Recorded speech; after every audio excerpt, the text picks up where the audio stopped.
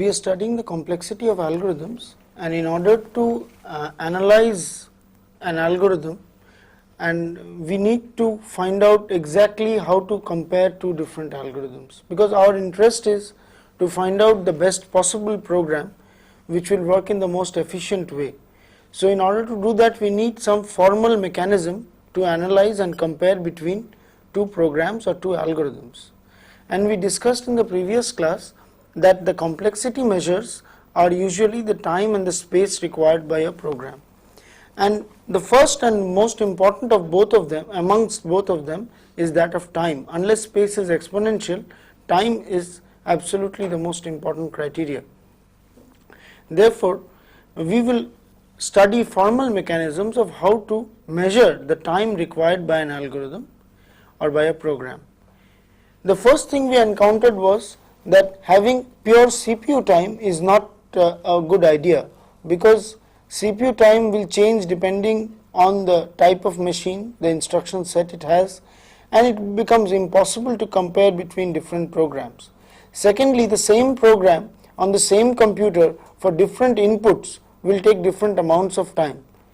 So we must have a mechanism to really compare between two algorithms or two programs, which is not only reasonably machine independent, but also has got which we can measure the same program using the same structure of our analysis for various kinds of inputs. Now once we go for machine independence and for input size independent or input independent analysis, we have to make certain approximations. The first is we cannot go in for CPU time, and second is we cannot say exactly for what input what the amount of time that will be taken. Now when we are measuring the complexity of algorithms, we have to remember that whenever we try to analyze an algorithm, we have to be very careful about what input is coming to the problem. For example, if you have to find this, if you have to write a sorting program of n numbers and you want to analyze it, you have to know very carefully that if you are going to have only 10 numbers to be sorted, then obviously if you are going to have a million numbers to be sorted, the strategy may be totally different. And if you do not know the size of the numbers, it may range from 100 to 20 million, then again the strategy will be different. If it is known that it will always range from 200 to 500, then the strategy may be different. Now when we know that programs are to be written for a small size of input, for example we are to multiply matrices which are only 10 by 10 and two matrices are to be multiplied. In present technology of computers, the time required is not very large, unless this matrix multiplication is required to be done million number of times. So we need to compare and analyze these when actually the time is very large, the real time of using this operation is very large. In such situations, and to make it machine independent and independent of the size of the number of inputs or the variation in input, we make certain approximations. The first approximation that we make is that we assume a model of computation, and in that model of computation we give for every operation which can be done on fixed size data, we give it some unit time. And we say addition is done in unit, addition of two fixed numbers is done in unit time, fixed size numbers. And fixed size means size for which the size is a constant. We know there is a limit on the constant. Say some maximum will be say 10-bit numbers, or maximum will be 15-bit numbers. There is a limit to it. You cannot say it can be any arbitrary size number, and all additions of arbitrary size numbers is constant. We will come to this issue because this is very important. So we make the assumption that fixed size operations take unit amounts of time, and we decide which takes what amount of time. Based on this unit amount of time, we try to find out what is the time required, how many units of time does this particular program or function take. And in terms of units of time also, we cannot say 20 units or 30 units, because we want to make it independent of the size of the input or the variation in the input. Now we cannot say for this input it will take this, that input, so we cannot enumerate out how many steps it is going to take for what input, because the inputs may actually, the number of inputs may itself be infinite. So we have to make it a function of something of the inputs. And one important criteria which has been found to be most useful in analyzing the complexities of algorithms is to make it a function of the input size. So when we measure the complexity of algorithms, we do two things. We measure the time complexity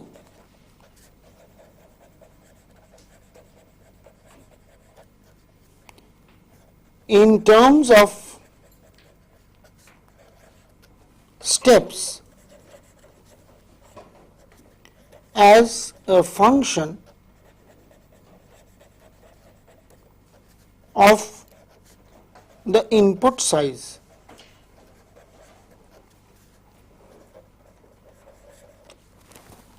Very informally, we say that for some problem, if the input size, see the input size may be parameterized by one parameter or two or three or whatever, because if there are 5 inputs, maybe we can give 5 different parameters for 5 of them, but then you can combine all these 5 and make it into one size also.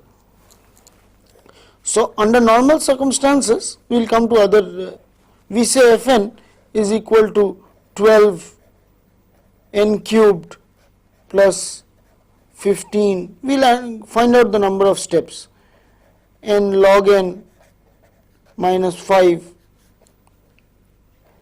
n to the power log n, some function we may have got, and this we call the time complexity function of this particular problem, where n is a measure of the input size. Now see, in our sorting example or in finding the maximum of n numbers, we found that Fn is equal to some 5n minus 3 or something like that, where n is the number of numbers which are of which maximum is to be found. Now there is a very important thing which has to be understood about this n. You can say that n is the number of numbers which are input. Now since this is a mathematical equation and people say this is a function of n, so people say, how did you say that there are n inputs? I would say that there is only one input. You just combine all the numbers and make it into one number, and say for example, I will give you a character string which is one input, which is like this: 12 hash 15 hash 13 hash 9 hash 7, and you read this as a character string, and I will say you have got one input only, and then you break it up and find out and sort this and return one character string. So does that mean that the input size is 1? Then for the same problem, if you just take the input in a different way, you will get, for one case you will say my input size is n because I am taking n numbers. In another case I will say my input size is 1 because I am taking one number, and here it will be 5n minus 3. In the other case I will say, what is that? It is just a constant because it is just dependent on the length of the input. It is the complexity of sorting, if I take it as a character string, will be proportional to the length of the input. Alright. So the concept of input size has to be understood very, very carefully, so that we are not misled when we are doing the analysis. Let us remember that each of our operations, when we have said that an operation takes one step, that meaning is defined this way, that for fixed size numbers, that means fixed size means there is a maximum limit on the size of inputs to an operation. For example, if I say addition x is equal to a plus b takes constant time, takes one step, 1 unit time, then there is an underlying assumption that the size of A, the size of B and the size of X, all three of them are bound by a fixed constant.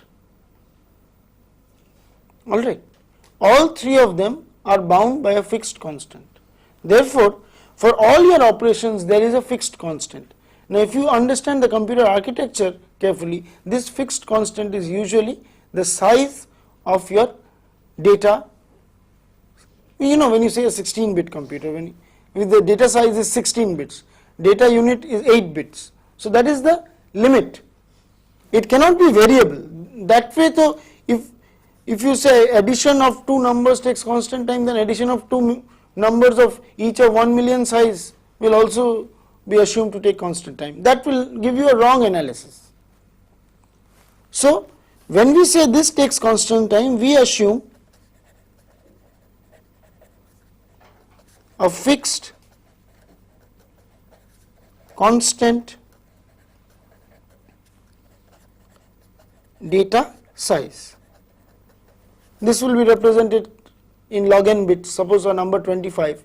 So if this 25 will be represented, 16 numbers can be represented in 4 bits, 25 numbers can be represented in 5 bits. Similarly, there will be a maximum limit. In any computer you will see there is a maximum limit on the size of a number. Therefore, now when I talk about input size, I know that there is a fixed maximum constant on the size of one input. Alright. So the size of that input size, that function, that n is a function of that fixed constant. So now if I say my n numbers will be read as 15, 12 as a character string,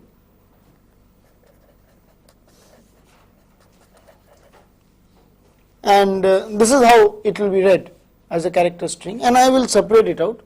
I know there is a fixed size on my numbers representation. This will be some n into that size. So that will be the input size n. So this way we will get, even whatever way you do it, the size of your input will be a function. Otherwise it will be a constant for all algorithms, or it will be a function of the same n for all algorithms. It cannot be a constant in one case and a variable in another case. So we have to be very clear about this input size. There are other issues about input size which we shall come to a bit later on. So that way the problem of adding up two arbitrary sized numbers is not constant time. When you say I will give you two arbitrary sized numbers and you give me the result of that, then you have to tell me what is that n, what is. So I will now say the complexity of adding two arbitrary sized number is fn, where this n is a function of the maximum constant size on which you can really add two numbers. And then you can write a program in which you will say, for example, if I give you 5, 7, 8, 3, 2, 9, 11, 15, one number is like this. So it's 5, 8, 7, 3, 9, 2, 1, 1, 1, 5. And I ask you to add it with 8, 7, 3, 2, 7, 6, 1, 8.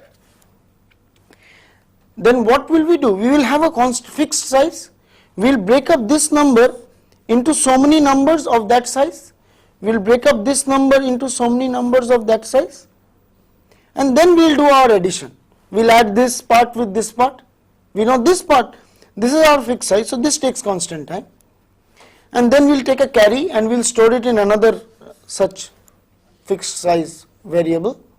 Then we will add this and add the carry, and we will do normal addition like we do bitwise. So now if there are n such, so if now this is n, my addition operation will be proportional to n such additions. It will be 1 plus 2 plus 2 plus 2, because one addition at the base, there is no carry, otherwise I have to do one addition with itself and one with the carry.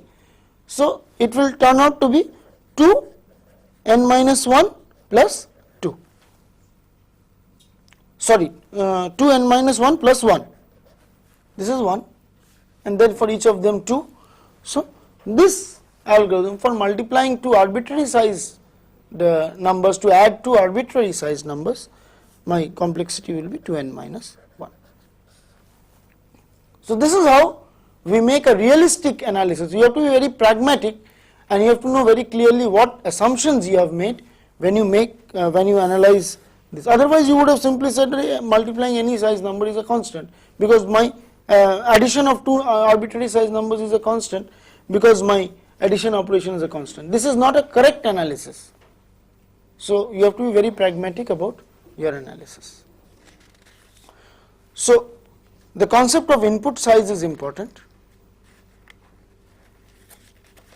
And secondly, you have to know the range of your operation.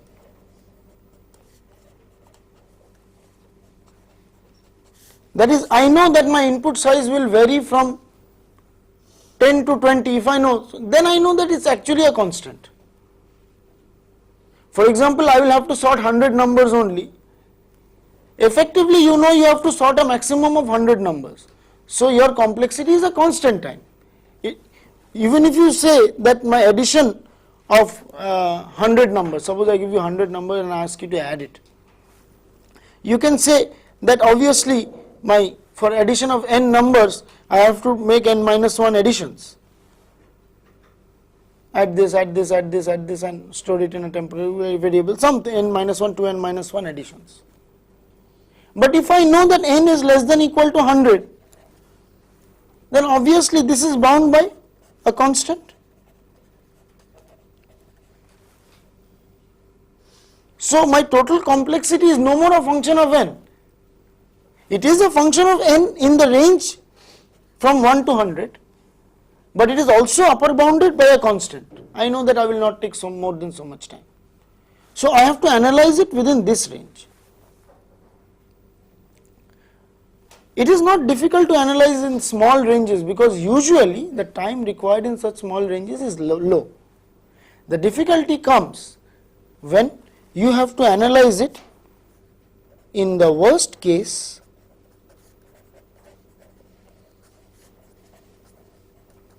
for all inputs, for all valid inputs. That is, how will you add n numbers, where n can be anything? Then this function becomes very important. So if I have one which is going to do sorting in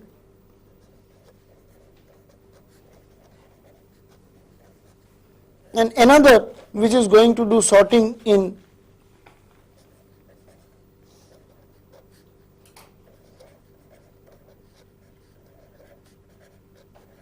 and the third which is going to do sorting in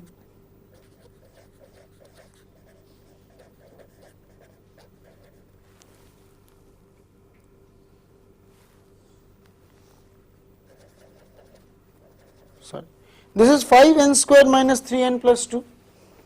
This is n cube minus 8n square plus 8n minus 9. This is 3000 n log n minus 9. Now when n is 1, this will turn out to be very good. Let's make it positive, otherwise things will look very odd.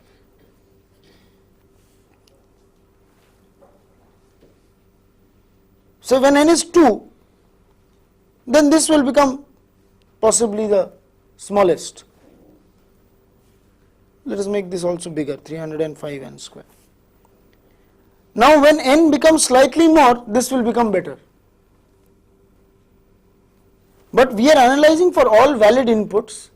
When n tends to become very, very large, then this will be best. So depending on the range of the inputs, the complexity becomes important, which works better. Secondly, these constants are not important because these constants have come out of a lot of approximation. It is the highest order term which really dictates matters when n tends to large. And why are we interested when n tends to large? Because these are usually positive growth functions. When n becomes large, this suddenly cannot become 0. That is, as when the input becomes larger and larger, the time taken by the algorithm becomes less and less. You will rarely find such problems which are provided to you. So these are usually positively growing functions, and the time really becomes a crunch when n tends to infinity. And that is why we try and see how to compare these, especially in the worst case for all valid inputs. When n becomes large, do they have a proper behavior? That sort of analysis is called asymptotic complexity analysis, or it is also called asymptotic analysis.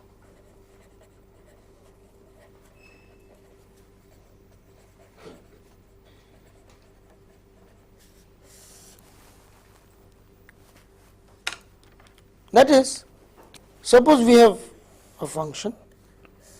After having defined the input size n, one of them is like this. The other one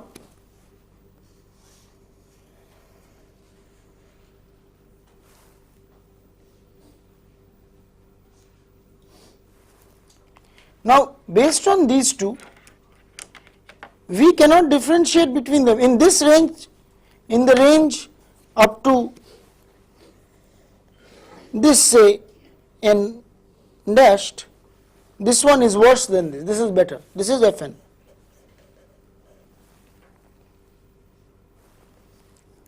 Up to this range, this is better, again in this range this is better.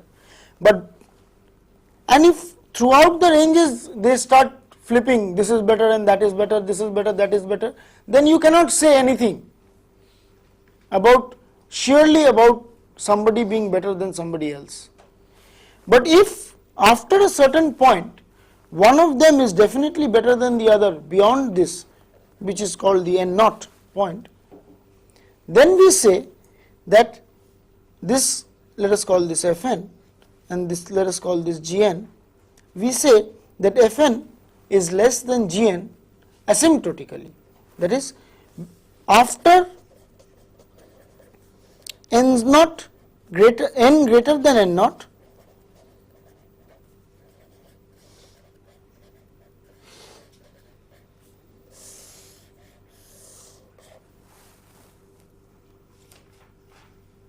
and usually these are positively growing functions. They are not like sine waves and all that, continuously going up and down and up and down. Because they are measuring time, and time is usually expected to increase with increase in input size. So after n, this is said to be greater than this. This is how you compare them asymptotically. Now, to compare these asymptotically, we have certain formal notations and definitions to use, and we have to be careful about when we say one is better than another and less than another. In such a situation, when this is always better than this, we say it is something like this. But even this may not happen. This function, we will come to this example a bit later.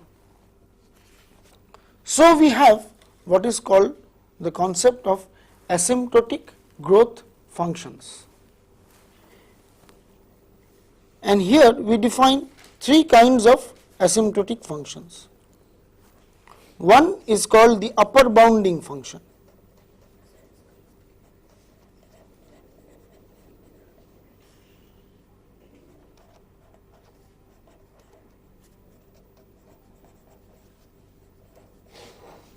Which is called the big O notation. The second is the lower bounding function,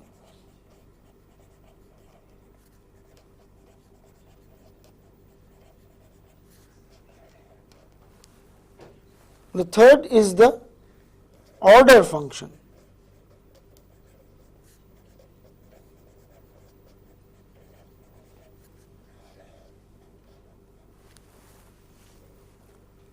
These are the three symbols or notations used for.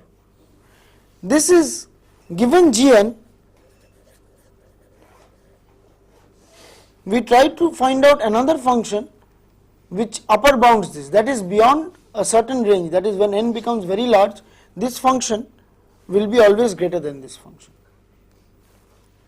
Lower bounding function is, then this function will be less than this function beyond a certain range. And order function is that both are equivalent in some sense.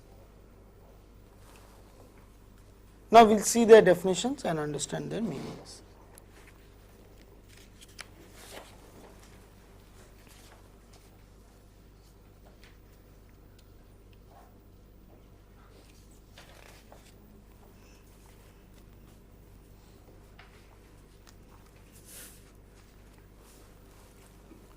The ON notation, the OFN notation, which is called the upper bounding, asymptotic upper bounding function. A function Gn is equal to O of Fn. So given two functions, Fn and Gn, both asymptotically positive, that is beyond a certain n, both of them are always positive, they never become negative.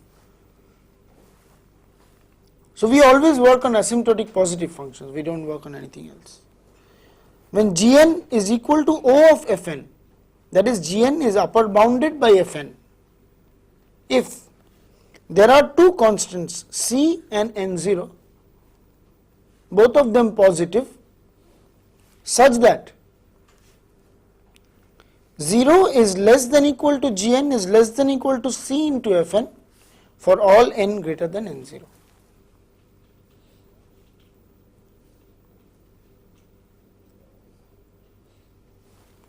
A function Gn is upper bounded by a function Fn if there are constants C and N0 both positive, such that for all n greater than N0, Gn is greater than equal to 0, obviously positive function, and it is also less than equal to C into Fn. Let us consider one or two examples.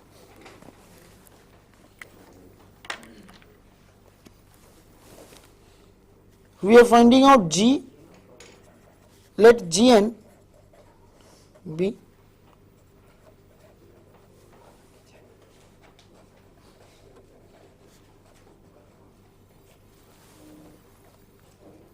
any questions? So like I didn't understand that you're written Gn is equal to upper O and then in brackets Fn. So it's like why shouldn't it be the other way around, sir? O and then in brackets Gn equal to Fn. That the upper bounding function of Gn is equal to Fn. This is an equation, so there is no problem. This is not an assignment. This is an equation. So you write this side or that side, it does not matter. No, so like upper bounding function of Gn is equal to Fn. Upper bounding OGn is equal to Fn. Yeah. No. This is the notation. It's a notation. You can use it this way or that way. The notation is this. Gn is upper bounded by Fn. This is the notation.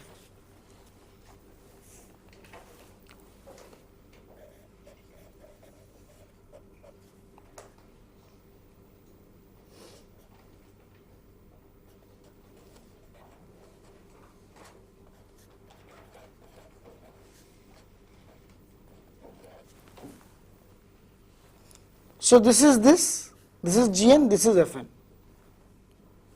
So what we have to find? Two constants C and N0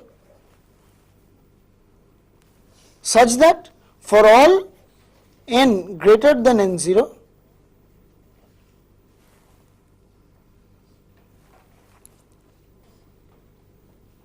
zero is less than equal to Gn is less than equal to C into Fn. Here the choices are very simple and obvious.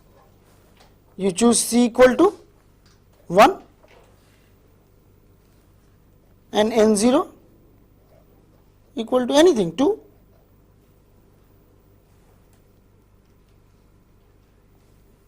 You will satisfy this condition. So you will say that Gn is upper bounded by Fn. Let us take another Fn.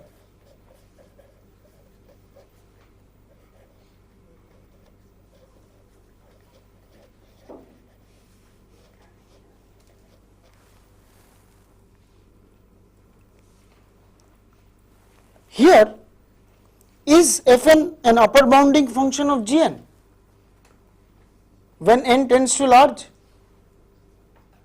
Because when n tends to large, n cube is going to become much more than 500 n square. But to formally prove this, you have to find a value of c and n0, any constant c and any n0, and choose c is equal to, what c will you choose? You have to choose a c and you have to choose an n0.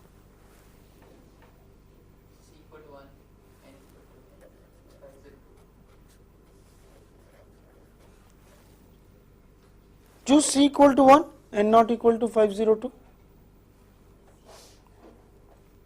Now beyond that, obviously this one is going to be larger than this one.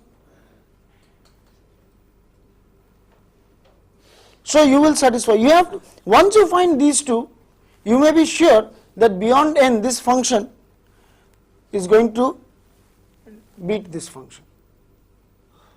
Now even if there was a constant here, now let us have a look. If Fn was equal to 0.3 n cube,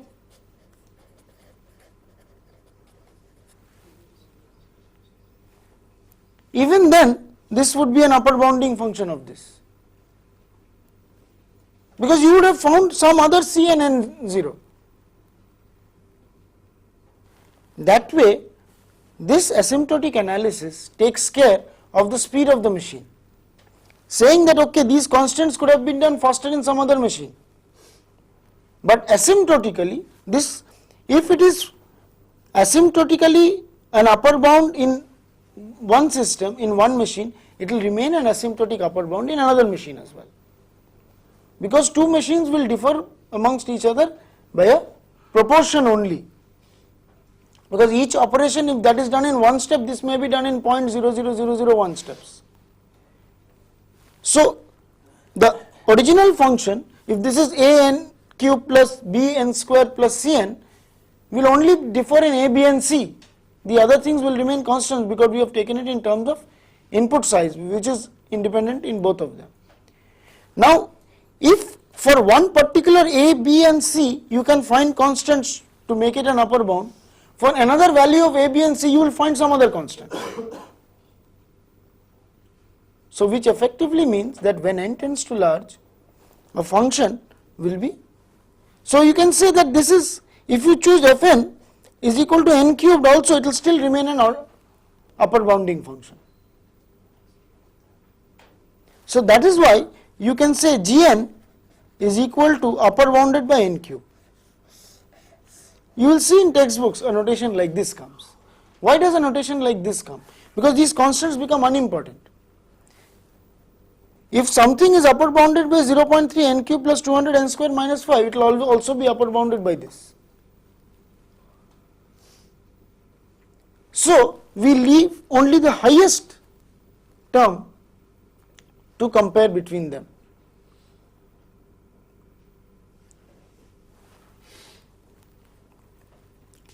Finally, suppose Gn is equal to 502 n square plus 3n minus 7 and Fn is equal to n square minus 7 n minus 15.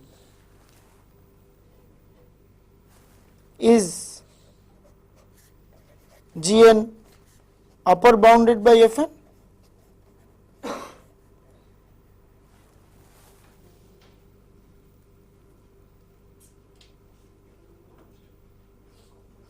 What is the answer? Is Gn upper bounded by Fn?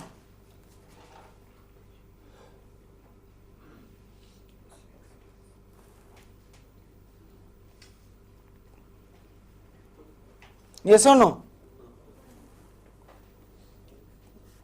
That means you have to prove that is 502 n square plus 3n minus 7 greater than, sorry, less than or equal to c n square minus 7cn minus 15 for some beyond some n naught. You will get it.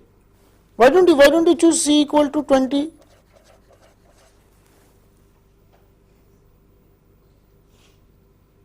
Then from n equal to 1, it will start becoming greater. Just have a look, choose c equal to 20,000. Sorry, we have chosen 200,000. It is 2 lakhs. Then for n equal to 1, this will be greater. For n equal to 2, it will continue to be greater. So, Gn is upper bounded. You will be able to find two constants. And therefore, you can say Gn is equal to upper bounded by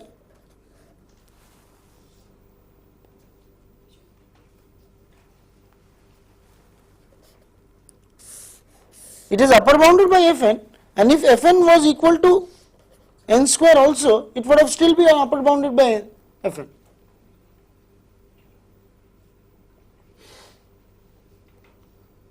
But if I choose Fn,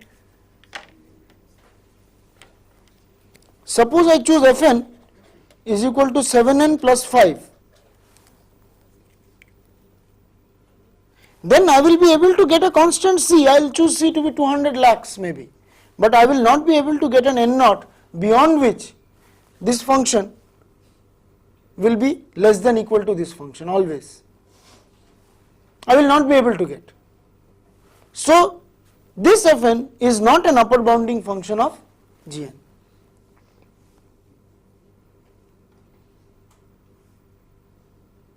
So, upper bounding functions give you a measure of whether this algorithm can be, if there is a function whose growth is greater than or equal to the growth of this function when n tends to large. So, if we have understood these upper bounding functions clearly, the equivalent notation is a lower bounding function, which is just the reverse notation. A function Gn is lower bounded by another function Fn if there are constants, positive constants c and naught greater than 0, such that 0 less than equal to Cn less than equal to Gn for all n greater than n0. So, this is the other one, and you can say that if Fn is upper bounded by Gn, then Gn is lower bounded by Fn. Because if you can find the constants on that side, you take 1 by that and you will get the constants on this side as well. You will find constants on this side.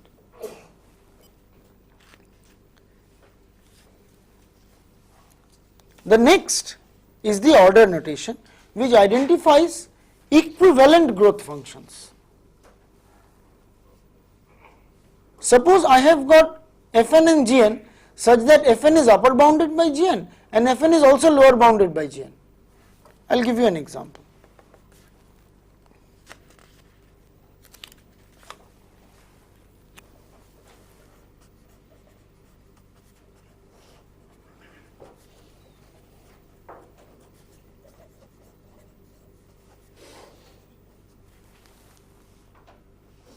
Then you will get Fn, you will also get, both you will get. So, you can say that these asymptotically the growth of these functions are equivalent, they only differ by a constant, in the sense that if you could put this algorithm onto a faster machine, this may run faster than this. It is just the speed of the machine may make the difference.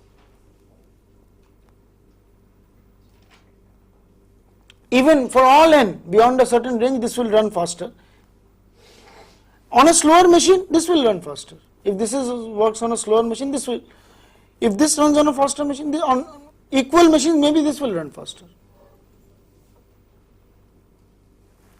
So, when you have two functions which are equivalent in growth, then you characterize them by the order notation, which just combines the Gn and Fn, which says a function Gn is of order Fn if there are positive constants C1, C2 and up n0 such that Gn is lower bounded by C1 Fn and upper bounded by C2 Fn for all n greater than that n0, beyond that n0. Once you can get an order notation, you have characterized the growth of that algorithm. You say an algorithm is order n square, then you know that this is exactly what it is going to take. When you say it is upper bounded by n square, it may take log n time also. When you say it is lower bounded by log n, it can take exponential time also. But when you say that it is of order n square, then you have accurately characterized it both on the basis of its lower and upper bounds. That is why you will notice when you analyze an algorithm in asymptotically, you try to find out what is the order of the algorithm. And when we are designing algorithms or data structures, we would like to design those whose orders of complexity are minimized. That is what we mean by designing time efficient algorithms. Algorithms whose orders of complexity are minimized. So next, once we have understood what are these asymptotic growth functions and got used to this notation, we will see how to find out the orders of complexity of some of the algorithms that we have designed and what they look like, how they compare with each other.